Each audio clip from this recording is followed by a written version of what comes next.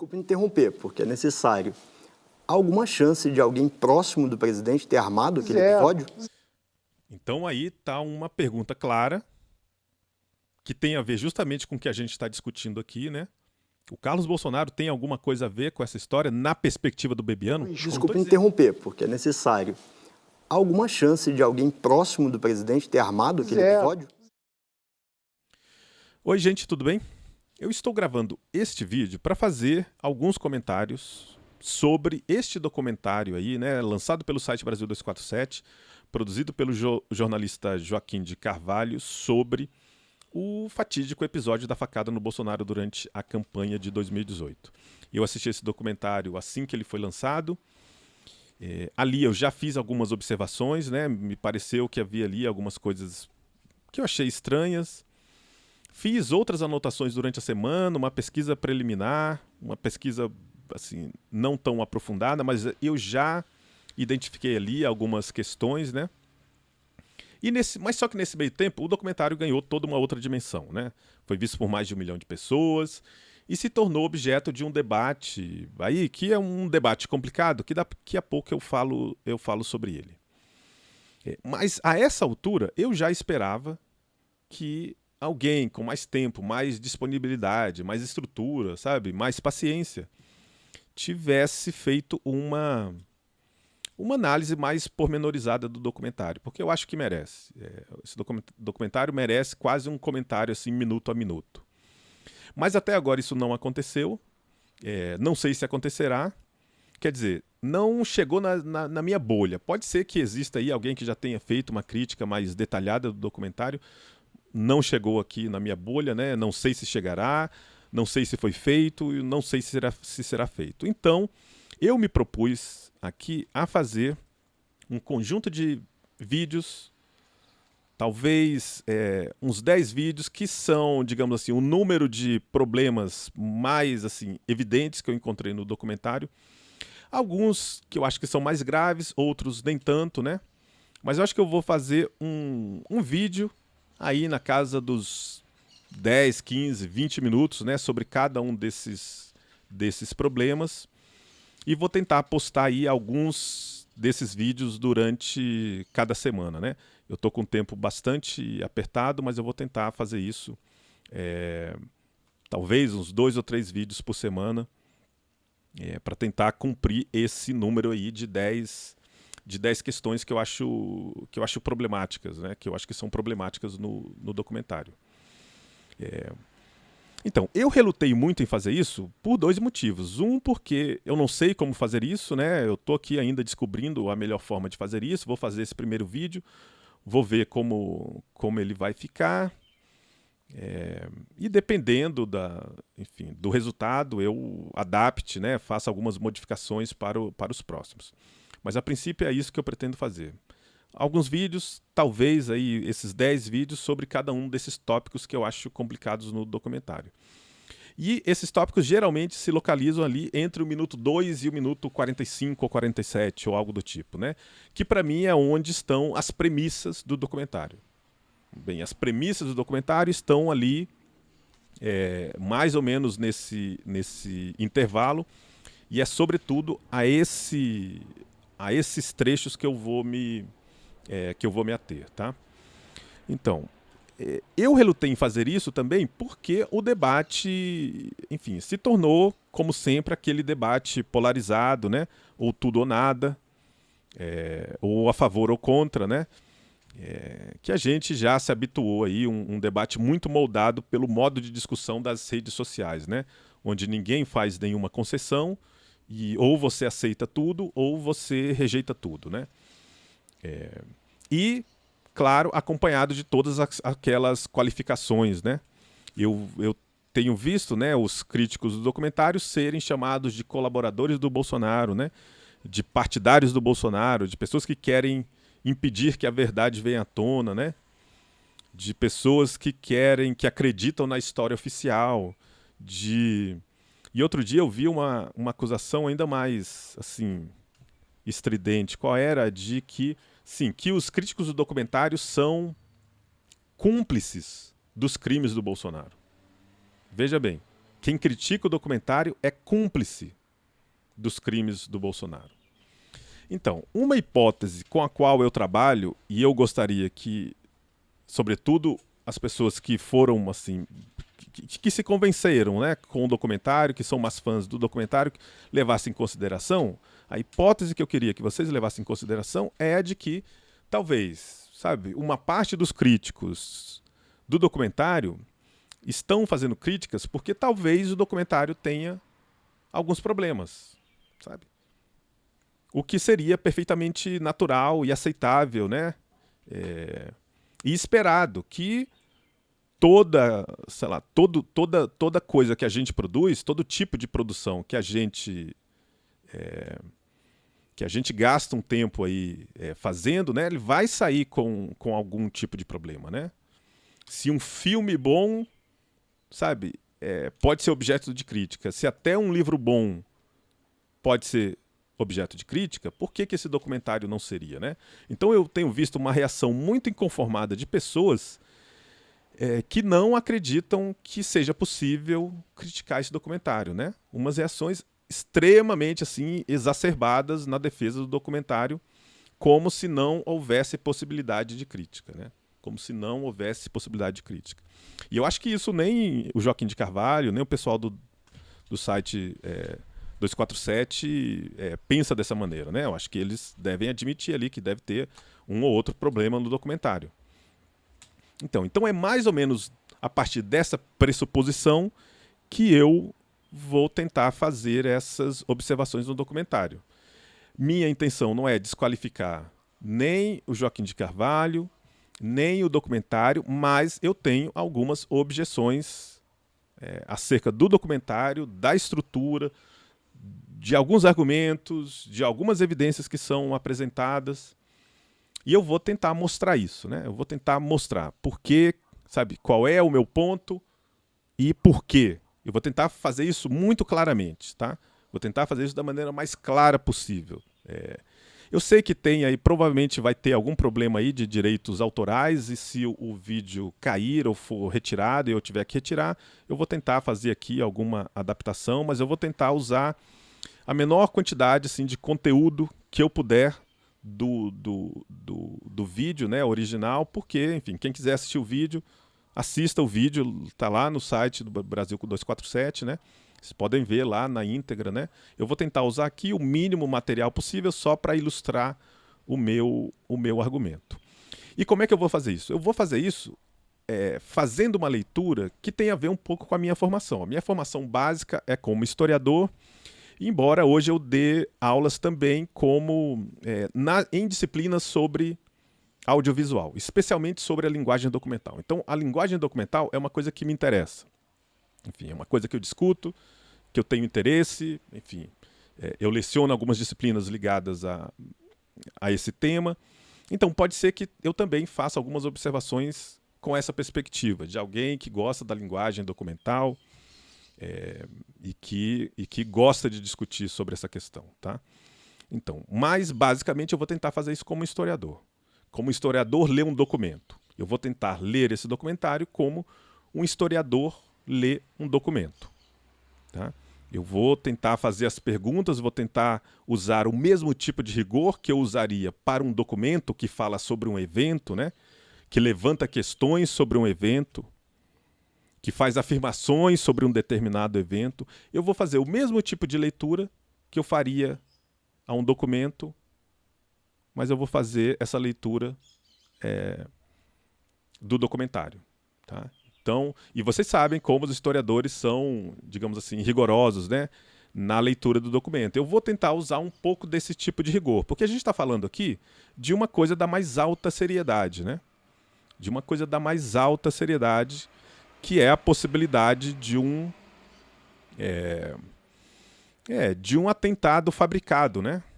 Isso, para mim, é algo da mais alta relevância, porque isso afeta decisivamente os ânimos das pessoas no debate público, né? Isso afeta decisivamente o ânimo das pessoas no debate público. E essa é uma preocupação que eu tenho, né? A preocupação da qualidade do debate público, né?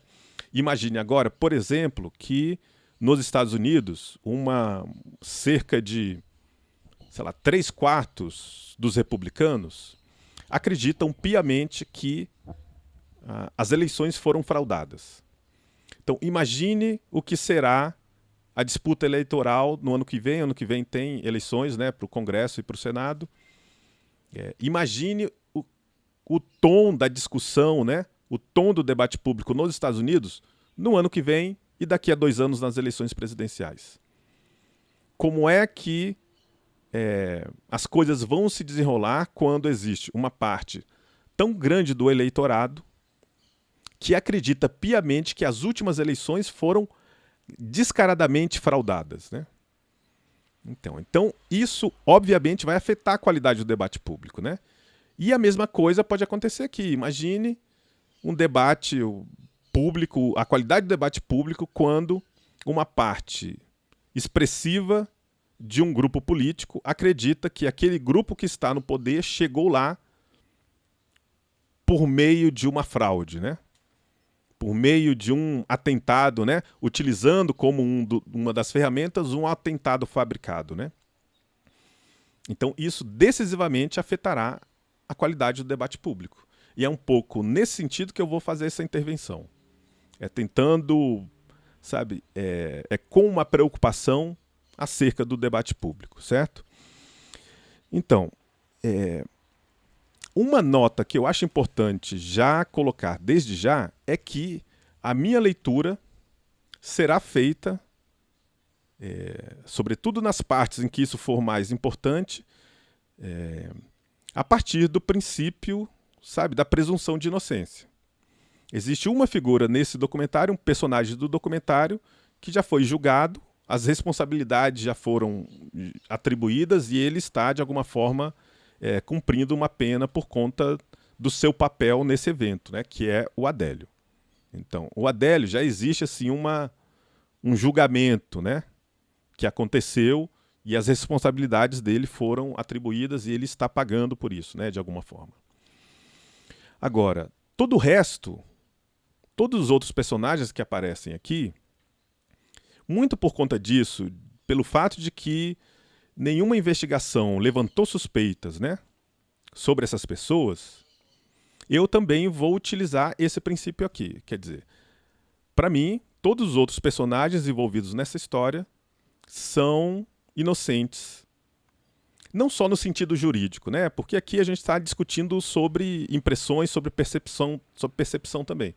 Mas eu vou entrar nesse documentário com essa pressuposição, meio que como um método, né? De que todo mundo ali é inocente.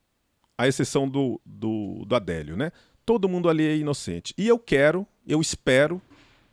vou esperar que os argumentos apresentados me façam mudar de posição.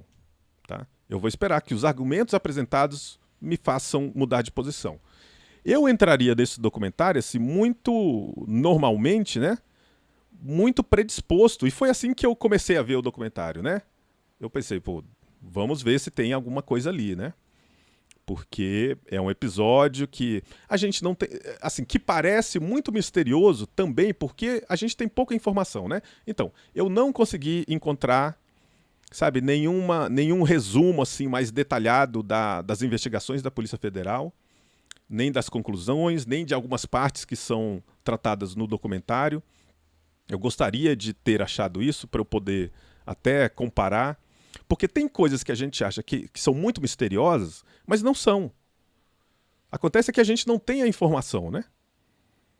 Então, quando a gente não tem a informação, a gente, sabe, uma das razões pelas quais a gente acha tanta coisa estranha, né? Muitas vezes é porque a gente não tem a informação. Talvez algumas dessas coisas que eu sempre achei estranhas estão, sabe, respondidas ali no inquérito da Polícia Federal.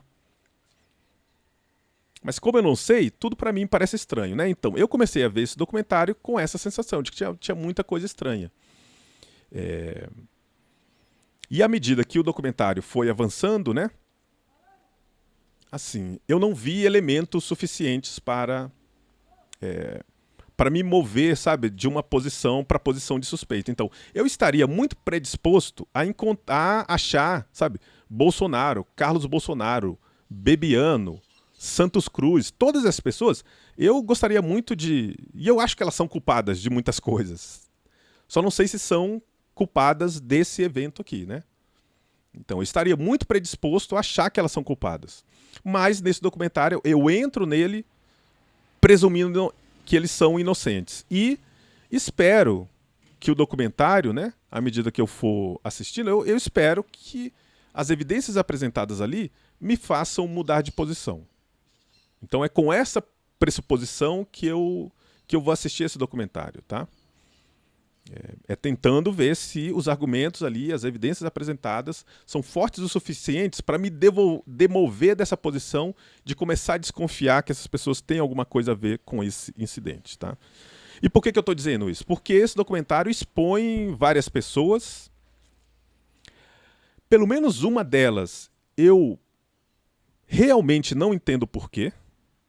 Tem uma pessoa que se torna assim, que é colocada assim num microscópio, né?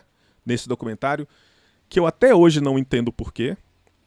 Então, por isso, eu vou vou ler esse documentário a partir desse princípio da presunção de inocência.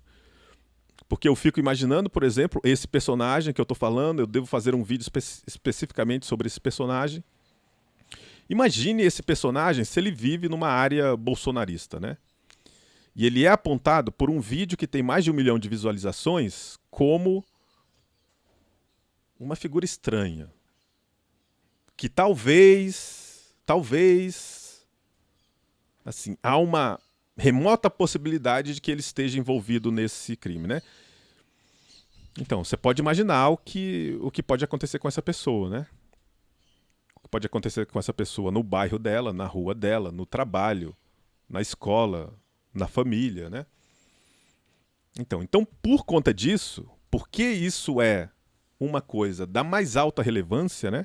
Eu vou pressupor que todo mundo é inocente e espero os argumentos do documentário para me demover dessa posição. Eu não preciso chegar a uma conclusão sobre a pessoa, mas se o documentário me apresentar alguma evidência assim, suficientemente forte para me fazer deslocar assim, 1 milímetro para o lado, isso para mim já seria grande coisa, tá? Então, eu vou ler esse documentário a partir dessa pressuposição. Os personagens desse documentário, à exceção do Adélio, são inocentes. Tá? São inocentes. Então, eu preciso disso, né? Se eu quero fazer uma leitura realmente baseada nos argumentos que são apresentados no documentário, eu preciso chegar aí dessa maneira. Porque se eu já pressuponho a culpa, né, eu não precisaria do documentário para me dizer qualquer outra coisa, né? Se eu tenho uma convicção interna, né, se eu tenho uma convicção íntima de que eles são culpados, eu nem preciso do documentário. Ou o documentário só serviria para confirmar uma crença previamente estabelecida, tá? Então é a partir desse pressuposto que eu quero atuar. E por fim, assim, o objetivo dessas observações é de discutir um modelo de falar sobre esse tipo de acontecimento. É discutir sobre o modelo, sobre o modo como a gente fala desses acontecimentos que deixam incerteza, né? Qual é a melhor maneira da gente discutir sobre esses acontecimentos que deixam tanta incerteza no ar? Será que é dessa maneira? Será que é a outra maneira? Tá? Então, o objetivo é esse. Eu não pretendo, né, nem desqualificar a figura do Joaquim de Carvalho, a pessoa do Joaquim de Carvalho. Acho ele uma figura super inteligente, super antenada, discute várias coisas, né? Tem uma capacidade de discussão muito grande sobre temas, né, variados. Uma pessoa que eu acho super interessante. Vejo muita programação do site Brasil 247, também não é o objetivo atacar o site Brasil 247. Acho que o site tem uma importância grande na ecologia do jornalismo brasileiro hoje. Acho interessante, importante. Estou sempre assistindo alguma programação do canal. Acho relevante o papel do Leonardo Atucha ali, como uma pessoa que meio que congrega, né, todas aquelas figuras ali que colaboram com o site. Ele tem uma atuação importante ali de aparar, né, algumas arestas, de evitar ali alguns conflitos, mediar ali alguns conflitos e de comprar as brigas que precisam ser compradas, né? Então acho também o papel dele ali admirável, né? O que ele fez assim não é pouca coisa. Então o meu objetivo é o objetivo de discutir esse documentário a partir de uma preocupação sobre o debate público, sobre a qualidade do debate público, tá? Sobre como a gente discute um evento que deixa essa marca na sociedade, que é tão cercada de incertezas, né? E eu vou fazer isso, como eu disse, né, a partir de olhar de alguém que tem uma formação como historiador, como cientista social e como alguém que gosta e discute documentários, tá? Então essa é a minha perspectiva aqui. Obrigado. Então tá, nos vemos aí daqui a pouco. Até mais.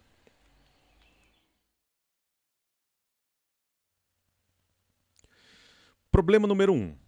Esse é um dos principais problemas desse documentário, se não for o principal, e eu vou dizer exatamente por quê mais no final. Esse trecho do documentário que eu estou citando, que começa aí mais ou menos no minuto 2, tem como função apresentar o Carlos Bolsonaro como suspeito. Acho que eu não estou fazendo aqui uma extrapolação, uma interpretação fora do que foi apresentado. Essa primeira parte, do minuto 2 em diante, o documentário apresenta o Carlos Bolsonaro como suspeito, embora a gente não saiba do que exatamente. A gente não sabe especificamente qual é a suspeita que recai sobre o Carlos Bolsonaro, e eu acho que durante todo o documentário isso não é especificado, né? Durante todo o documentário, o Carlos Bolsonaro aparece aí envolto, né, nessa névoa da suspeita, mas a gente não sabe do que exatamente ele é suspeito. E essa suspeita começa aqui, começa nesse trecho. O Joaquim de Carvalho diz que tudo começou, né? Ele começa narrando a história dessa maneira. Tudo começou com uma viagem muito suspeita. Não só suspeita, como muito suspeita. O Joaquim de Carvalho usa em outras partes do documentário esses advérbios de intensidade, né? Adjetivos, superlativos para enfatizar, para superenfatizar determinados trechos dessa história. O que é um recurso perfeitamente legítimo, né? Isso não é um problema em si. Embora, em alguns momentos, eu acho que isso atrapalha. Isso atrapalha o documentário, atrapalha o argumento, né? Mas eu vou falar sobre isso num próximo vídeo. Nesse momento, isso não faz muita diferença. Mas então essa viagem é muito suspeita. Uma viagem numa campanha presidencial do Rio de Janeiro para Juiz de Fora, em condições normais, seria uma viagem de rotina, né? Mas o Joaquim de Carvalho diz então por que essa viagem foi suspeita. E para isso ele usa um outro adjetivo muito menos carregado, né? Ele diz que a viagem foi atípica. Atípica por quê? Porque o chefe de segurança, que sempre viajava com o Bolsonaro, tem que ocupar um outro veículo, porque o Carlos Bolsonaro, entra aí o nosso personagem, né? Que não costumava viajar com o pai, resolveu fazer essa viagem. E estava viajando no mesmo carro que o pai. Pelo que eu entendi, o general Santos Cruz também é outro personagem deslocado aí. Ele também vai com o Bolsonaro e o Carlos Bolsonaro no mesmo carro. Bem, nesse momento a gente tem um conflito de informação entre o que diz o Joaquim de Carvalho e o que diz Bebiano. Bebiano é uma figura que vai entrar daqui a pouco nessa história. O Bebiano diz que ele, Bebiano, e uma outra pessoa responsável por não deixar o Bolsonaro sair do carro sem o colete, os dois tiveram que ir em outro carro por conta da presença do Carlos Bolsonaro e do general Santos Cruz. Então, não foi só uma pessoa que teve que trocar de carro, o Bebiano também. Esse tipo de imprecisão, né, ou indefinição, não faz muita diferença agora, mas vai fazer diferença em outros trechos do documentário, e isso eu vou comentar também em um outro vídeo. Mas o que importa aqui é essa articulação dessa parte do documentário. A viagem é suspeita porque o chefe de segurança não viaja com o Bolsonaro, porque o Carlos Bolsonaro resolve viajar no mesmo carro que o pai. Então a gente tem aí um elemento, são declarações do Joaquim de Carvalho, né? Então, para mostrar, para provar que de fato tem alguma coisa errada aí, para provar que de fato tem alguma coisa suspeita aí, ele traz o testemunho de alguém. E essa testemunha é Bebiano. Bebiano é alguém ali próximo do círculo do Bolsonaro, que há pouco tempo, né, nessa entrevista, ele tinha sido há pouco tempo demitido muito por conta de uma intervenção do Carlos Bolsonaro. Mas então o Joaquim de Carvalho traz o Bebiano como alguém que vai nos dizer, vai nos indicar que de fato houve algo estranho naquela viagem. O Bebiano que também esteve nessa viagem, né? Tem uma fotografia dele aqui, aparece uma fotografia dele aqui com o Bolsonaro em algum momento. Então o Joaquim de Carvalho traz essa testemunha que seria Bebiano, que nos daria aí a indicação de que algo estranho aconteceu, né? De que algo estranho aconteceu nessa viagem.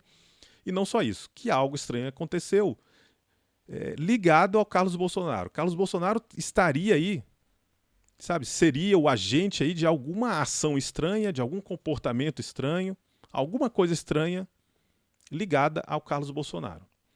Mas eu vou deixar o Joaquim de Carvalho falar aqui porque eu acho que ele é mais eloquente. E o Bebiano, isso é importantíssimo. Bebiano, então o testemunho do Bebiano é importantíssimo, né? Não é só importante, é importantíssimo. Ok, vamos ver por que o testemunho do Bebiano é importantíssimo. O Bebiano deu o recado várias vezes, insinuou várias vezes de algo estranho tinha ocorrido. Ele dizia que o Carlos Bolsonaro não tinha ido a nenhum evento de campanha conosco. Então o Bebiano daria um testemunho importantíssimo ligando o Carlos Bolsonaro a alguma coisa estranha, né? O Joaquim de Carvalho fala aí, né? O Bebiano deu o recado várias vezes, né? Insinuou várias vezes que algo estranho havia acontecido. E logo em seguida, o Joaquim de Carvalho fala o nome do Carlos Bolsonaro. Então, essa conexão é muito clara, né? O Bebiano vai nos dizer sobre algo estranho que aconteceu nessa viagem e que estaria ligado ao Carlos Bolsonaro. Então vamos ver o trecho que o Joaquim de Carvalho escolheu para colocar no documentário, que de alguma forma ilustraria esse argumento dele, né? De que algo de errado aconteceu nessa viagem, que o Bebiano notou e que o Bebiano, enfim, insinua, né? Que algo estranho aconteceu. Ele insinua que algo estranho aconteceu nessa viagem ligado ao Carlos Bolsonaro, né? Não é só uma coisa estranha, aleatória, né? É alguma coisa estranha ligada ao Carlos Bolsonaro. Então vamos ver o que o Bebiano diz.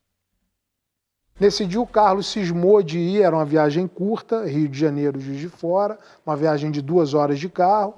O Carlos foi dentro do carro com um drone, parecia uma criança brincando com aquele drone, e nem eu pude ir dentro do carro, nem o capitão Cordeiro e nem o Max do BOPE. O resultado, ele desembarcou sem o colete, né? O colete não teria evitado 100% do ferimento, mas provavelmente teria limitado a penetração da faca. Ok, então o que a gente tem aqui? O Bebiano falando, né, que o Carlos Bolsonaro resolveu viajar naquela oportunidade. O segurança, então, né, que era responsável por não deixar o Bolsonaro sair do carro sem o colete, não viajou no mesmo carro, e aí aconteceu o que aconteceu. E ele ainda completa, né? Mesmo com o colete, o Bolsonaro ainda teria aí algum ferimento, né? Eu, particularmente, não vi aqui uma indicação suficientemente forte de que algo estranho aconteceu, de que o Bebiano esteja dando o recado, né? Eu não me convenci disso nesse trecho. Então, o que eu fiz? Eu peguei a entrevista na íntegra, vi toda a entrevista e lá tem um trecho de mais ou menos 5 minutos no qual o Bebiano conta esse episódio da facada. E aqui a coisa começa a ficar problemática para o documentário, tá? A coisa começa a ficar problemática para o documentário. Tem uma informação aqui que eu não conhecia. Certamente eu não acompanhei esse caso No momento em que a coisa estava ali se desenrolando, eu não acompanhei tão de perto e tem coisas que de fato eu não sabia. E eu não sabia desse fato aqui, que o jornalista, sobre o qual o jornalista vai perguntar, o jornalista da revista Cruzoé, mas que eu acho relevante aqui nesse caso. E vou explicar por quê, mas vamos ver aqui qual é a pergunta que esse jornalista faz. O presidente já disse publicamente, e nós sabemos que em conversas reservadas ele tem repetido isso, que um ex-assessor dele teria envolvimento com o episódio da facada em Juiz de Fora. Nas conversas reservadas, nós sabemos que ele disse textualmente que esse ex-assessor seria o senhor. Eu pergunto, o senhor tem algo a ver com aquele episódio? E, se não, aqui o senhor atribui essa desconfiança do presidente Jair Bolsonaro? Então, essa para mim é uma informação importante, fundamental, que não está no documentário, né? O Bebiano, essa pessoa que Joaquim de Carvalho está trazendo como uma testemunha, né, fidedigna, o suficiente para a gente acreditar que ele pode implicar outras pessoas nesse caso, que ele sabe o suficiente para implicar outras pessoas nesse caso, ele próprio está sendo acusado pelo Bolsonaro, nessa época já presidente, né? Então, Bebiano está sendo acusado pelo presidente da República de ter alguma coisa a ver com um atentado contra a vida dele. Então, isso para mim não é pouca coisa. Por quê? Porque para mim seria perfeitamente compreensível que o Bebiano jogasse essa acusação para o outro lado. Jogasse essa acusação ou para o Carlos Bolsonaro ou insinuasse que alguém da família tem alguma participação, já que ele, né, está sendo, na visão dele, injustamente acusado, ele poderia simplesmente jogar essa batata quente nas mãos da família. Seria perfeitamente compreensível, né? Então, a pessoa que está sendo trazida aqui como uma testemunha fidedigna de um acontecimento, ela é, na verdade, acusada de ter parte nesse acontecimento, né? Então, isso para mim já seria problemático. Mas o Bebiano não implica, pelos trechos que eu vi aqui, né, não implica o Carlos Bolsonaro nessa história. Ele descreve, do ponto de vista operacional, o que aconteceu. Agora, tem uma pergunta interessante feita pela Vera Magalhães, que fala sobre a intencionalidade do Carlos Bolsonaro, né? Sobre a intencionalidade do Carlos Bolsonaro, que eu acho interessante colocar aqui, porque seria outra oportunidade para o Bebiano, sabe, jogar a batata quente ali para o outro lado, né? Então vamos ver o que o Bebiano diz. Vamos ver a pergunta e o que ele diz em seguida, né? Juiz de Fora. A única viagem que o Carlos fez conosco foi essa, Juiz de Fora, e ainda deu azar. Então, Bebiano está dizendo que o Carlos Bolsonaro deu azar. Se ele quisesse dar um recado, se ele quisesse implicar, insinuar qualquer coisa, esse seria o momento, né? Por que ele faria que o Carlos Bolsonaro deu azar? Ele teria a oportunidade de falar qualquer outra coisa, né? Mas optou por não fazer. Atrapalhou o esquema de segurança, que resultou no não uso do colete e aquela tragédia, aquela facada. O Carlos Bolsonaro atrapalhou o esquema de segurança. Essa é a responsabilidade que o Bebiano atribui ao Carlos Bolsonaro. O Carlos Bolsonaro atrapalhou o esquema de segurança. E aí vem a pergunta da Vera Magalhães. Deixa eu pegar aqui o comecinho dela, porque essa pergunta é importante. Vamos lá. Aquela facada. Por que atrapalhou? Foi ele que pediu para o pai não usar colete? Então, a Vera Magalhães está perguntando sobre a intencionalidade do Carlos Bolsonaro, né? Ele fez alguma coisa objetiva, né? Fez algum gesto ali positivo para que o pai não usasse o colete à prova de balas, para atrapalhar o esquema de segurança, assim, propositalmente? Ele fez alguma coisa propositalmente aí? O Bebiano tem aí mais uma oportunidade de fazer alguma insinuação, né? De fazer alguma insinuação. Ele poderia ter dito simplesmente: pergunte para o Carlos Bolsonaro. Eu não sei. Pergunte para o Jair Bolsonaro por que ele saiu do carro sem colete. Pergunte para o Carlos Bolsonaro. Então, ele opta por não fazer isso e ele então descreve mais uma vez, do ponto de vista operacional, o que aconteceu. Usar colete? Não, porque ele se enfiou dentro do carro.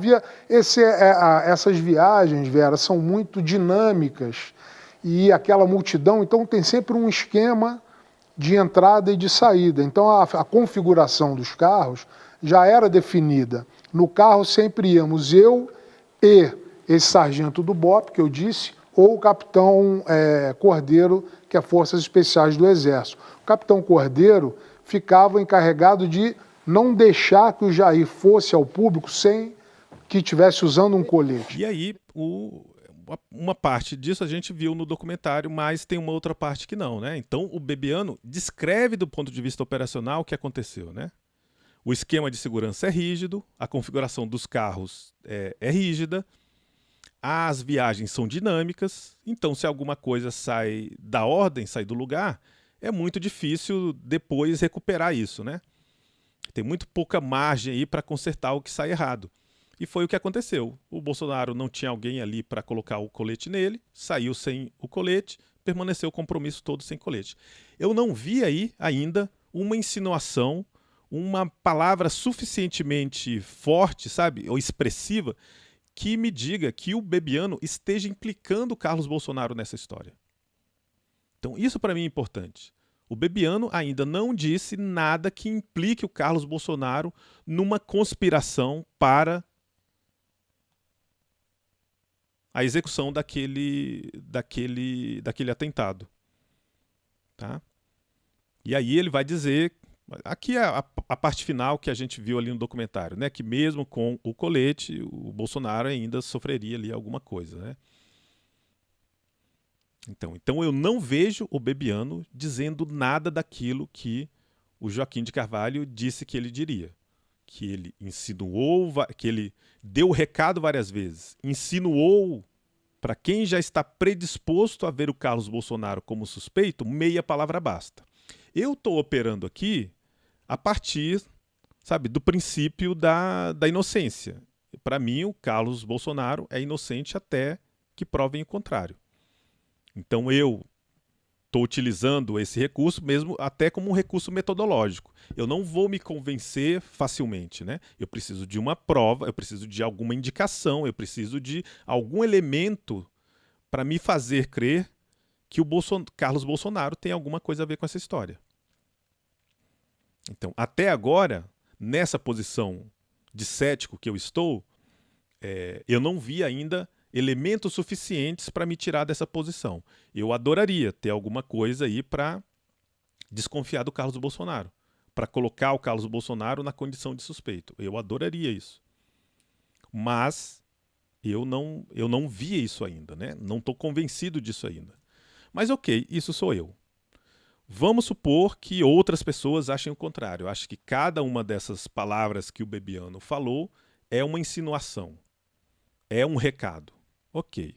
Como é que a gente tira a prova disso, né? Entre a minha posição, digamos assim, mais cética, né? De quem está operando a partir do princípio da inocência, quer dizer, o Carlos Bolsonaro é inocente até que se prove o contrário, de uma outra pessoa, né? Que acha que não, a meia palavra basta, você não precisa de muita coisa, uma leve indicação do Bebiano é suficiente para colocar o Carlos Bolsonaro como suspeito. Então, como é que a gente tira a prova entre essas duas posições?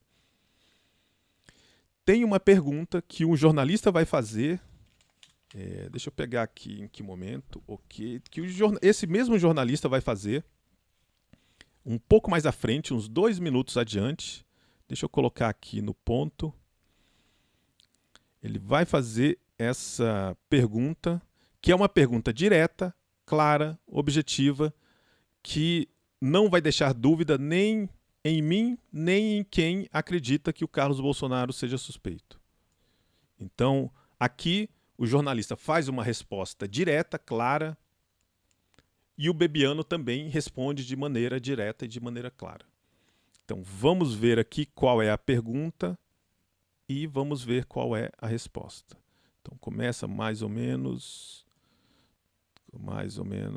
aqui. Vamos ver.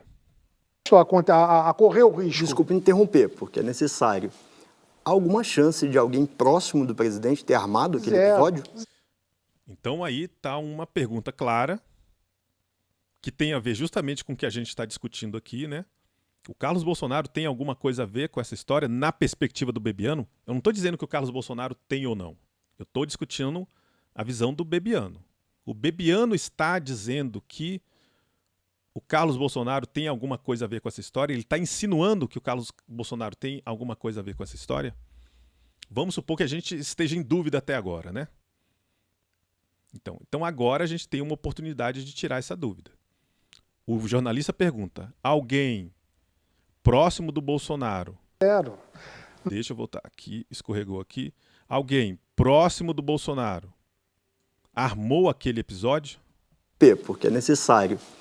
Há alguma chance de alguém próximo do presidente ter armado aquele Zero. episódio?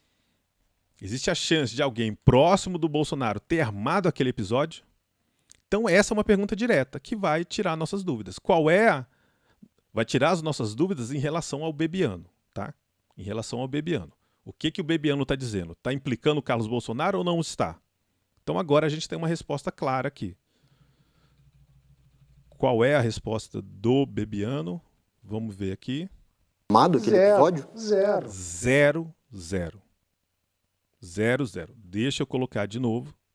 Deixa eu vir aqui do início, porque vale a pena a gente não ter dúvida sobre isso. Interromper, porque é necessário. Há alguma chance de alguém próximo do presidente ter armado aquele episódio? Zero. Então, ou eu estou muito enganado, ou o Bebiano isenta o Carlos Bolsonaro de qualquer envolvimento nessa história. Certo? Eu acho que eu não estou aqui fazendo uma interpretação forçada, né? Eu acho que o Bebiano está dizendo aí que ninguém do círculo próximo do Bolsonaro está envolvido com essa história. Ele não acredita, o Bebiano não acredita que haja alguém próximo do Bolsonaro envolvido com essa história, que tenha armado essa história, que tenha, sabe, armado uma conspiração para atingir o Bolsonaro. A visão do Bebiano dessa história não é a de um autoatentado. Para deixar mais claro, a visão do Bebiano dessa história não é a de um autoatentado. Logo, não há como encontrar no Bebiano elementos para implicar o Carlos Bolsonaro nessa história. Isso é o que é importante entender aqui, né? O Bebiano, ao contrário do que nos sugeriu o Joaquim de Carvalho, de que o Bebiano mandou o recado várias vezes, insinuou, né, que alguma coisa errada aconteceu, o Bebiano não acredita que isso foi um autoatentado. Se ele não acredita que isso foi um atentado produzido pelo seu próprio grupo político, ele não tem como implicar o Carlos Bolsonaro nessa história. E é efetivamente isso que acontece. Ele não implica o Carlos Bolsonaro nessa história. Ninguém do grupo próximo do presidente armou esse atentado na visão do Bebiano, ok? Então, qual é a minha questão aqui? É que o Joaquim de Carvalho nos induz ao erro. Ao fazer aquela edição, nessa mesma entrevista do Roda Viva e colocar aquele trecho no documentário, ele nos induz ao erro. Ele quer nos fazer pensar que o Bebiano implicou o Carlos Bolsonaro nessa história, quando a gente está vendo aqui, de maneira clara, objetiva e para além da dúvida, que não. Que é o oposto. Se o Bebiano faz alguma coisa nessa entrevista, é isentar o Carlos Bolsonaro de alguma responsabilidade na armação dessa história, né? A responsabilidade que o Bebiano, nessa e em outras entrevistas, atribui ao Carlos Bolsonaro é ele ter atrapalhado o esquema de segurança. Não dele ter armado uma conspiração para atingir o pai com uma facada, né? E tem mais. Então, vamos ver aqui qual é a visão do Bebiano sobre essa história. Na minha opinião, o Adélio não agiu sozinho. Acho que ele é maluco, sim, mas foi utilizado por algum grupo que tinha, obviamente, o interesse em tirar o presidente da disputa, né? Então o Bebiano, ele A única coisa, talvez, que ele concorde com o Joaquim de Carvalho. Adélio não agiu sozinho. Adélio não agiu sozinho. O Joaquim de Carvalho também acredita que o Adélio não agiu sozinho. Mas o Bebiano, eu acho que acredita que houve facada. Eu acho que o Bebiano não tem dúvida de que houve uma facada. E nisso ele se diferencia do Joaquim de Carvalho, que em vários momentos do documentário fala a expressão facada ou suposta facada, né? Facada ou suposta facada. O que me leva a crer que o Joaquim de Carvalho acha que a facada é uma coisa ainda a ser provada. Ele ainda não acredita que houve uma facada. Então o Bebiano acredita que houve uma facada, acredita que o Adélio tem aí algum elemento de doença mental. Então, diferente do Joaquim de Carvalho, ele acha que o Bebiano tem um elemento de doença mental. O Joaquim de Carvalho acha que o Adélio foi declarado inimputável para não delatar aí a suposta conspiração, né? Para que ele não possa calar, para que ele fique silenciado, para que ele permaneça silenciado, e sob tutela de advogados que, na visão do Joaquim de Carvalho, atuam no interesse da família Bolsonaro e não no interesse do Adélio. E, por fim, o ponto no qual eles divergem assim, diametralmente é que o Bebiano acredita que o Adélio agiu influenciado por um grupo que queria tirar o Bolsonaro das eleições. O Joaquim de Carvalho, ao contrário, acha que o Adélio agiu influenciado por um grupo que queria tirar vantagem eleitoral daquele evento. Então, também, perspectivas opostas, né? Então, para resumir, qual é o meu problema com esse trecho do documentário? É que o Joaquim de Carvalho nos induz ao erro. O modo como ele edita a entrevista no Roda Viva e a sugestão que ele faz antes dessa entrevista, né? Ele sugere que o Bebiano vai implicar o Carlos Bolsonaro nessa história. Eu mostrei vários trechos onde ele descreve, do ponto de vista operacional, o que aconteceu e atribui ao Carlos Bolsonaro ter atrapalhado o esquema de segurança. Mas em nenhum momento, apesar, de ter todas as razões para fazer isso, né? Ele poderia implicar o Carlos Bolsonaro simplesmente para se vingar, porque o Carlos Bolsonaro foi responsável pela sua demissão. Ele poderia fazer isso como uma pequena vingança, né? Complicar um pouco mais a vida do Carlos Bolsonaro. Ele poderia fazer isso porque está sendo acusado pelo próprio Bolsonaro de ter participação nessa história, então ele poderia simplesmente jogar a peteca por outro lado. E ele escolhe não fazer. E ele ainda diz que ninguém próximo do Bolsonaro foi responsável por armar, né, aquele episódio.